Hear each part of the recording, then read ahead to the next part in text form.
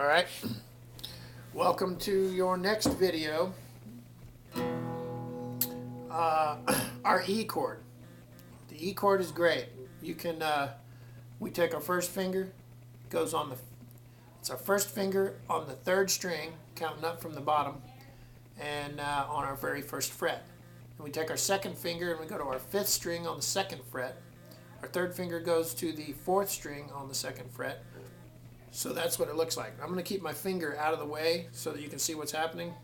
But normally you don't necessarily play that E with your finger dangling out like that. You kind of curl it around.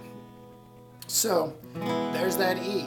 Now what I told you about that, I'll show you how to get from the E to the A real easily, and then the A back to the E, and then the E to the B7, and then maybe I'll show you B7 to A, and then A to E, something like that. All those combinations are something that'll be fun to work on. One of the things that I showed you too was holding an E chord, and remember what I said about grabbing onto that chord, pinching down on it right when you're going to hit it, and not, if you're not holding it, don't be wrenching on that neck and holding on it, or you'll wear your fingers out before you even get a chance to play. So that's just kind of like trying to time when you're going to strum or pluck the string.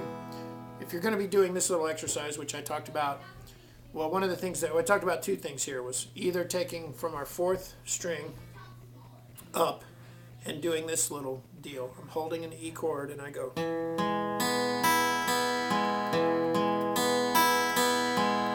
2, 3, 4, 5, 6. 1, 2, 3, 4, 5, 6. So so that's like starting from the fourth string up, and just working with these four strings. Also, I wanted you to actually pluck the strings sometime that you're actually holding for the chord, and that way you can be sure that you are. Sorry, I've got a phone call here, but I'm not going to get it. But I'll try to not talk while it's happening. So I want you to pluck the E strings, or hold that chord, and then you can do the 1, 2, 3, 4. You're actually only on 3 strings, but you're going 2, 3, 4, 1, 2, 3, 4, 1, 2, 3, 4. And that's to let you know if you don't have your fingers on there quite right, you're going to hear that it's going to sound muffled. So it's good to do that as opposed to just strumming. Remember that with your E chord, you can play everything. Your low E, that's your root note. You play all these strings. And remember I told you about playing in time. We'll call it, let's just strum, say up to 8. 1 and 2 and 3 and 4 and 5 and 6 and 7 and 8. So there's that. Now, to get from our E to our A, remember I told you take these two fingers that are kind of living together here on our E, just drop them down one string, just each of them down one string right there. Then you can let loose of that finger. You might need to back it up away from that fret a little bit to give your little finger the room in there. Your root note is your A, which is your open A right there, which is your fifth string from counting from this direction, 1, 2, 3, 4, 5.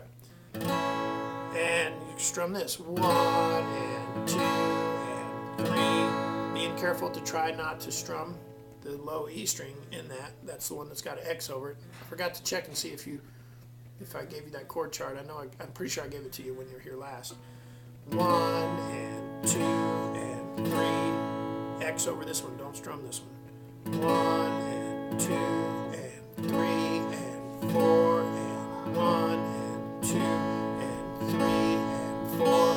Now to get back to our E, we just pop that back up there. You can let go with your little pinky, and then you grab on with that first finger. 3, 4. Now to get to our B7, I took this little guy, my first finger, and move it up one string, so it's now on your fourth string, and then I drop this one. And that makes my B7, and your little finger can go all the way down at the bottom of your E string, and that makes that B7. Your root is your B. Right here I'm holding this B, so you don't want to play your E. So there's that. That's with A and with B7. B7. You want to leave this E string out. So then let's go ahead and go from B7 to A, because that's how it does in that song Hound Dog, and that's one we'll start working on because it's real simple. And so now we'll go to A from here. I'm at B7. All I've got to do is drop this finger down one string, let go of that one, move this one from the very bottom one, and move it up one, and we're right there at A.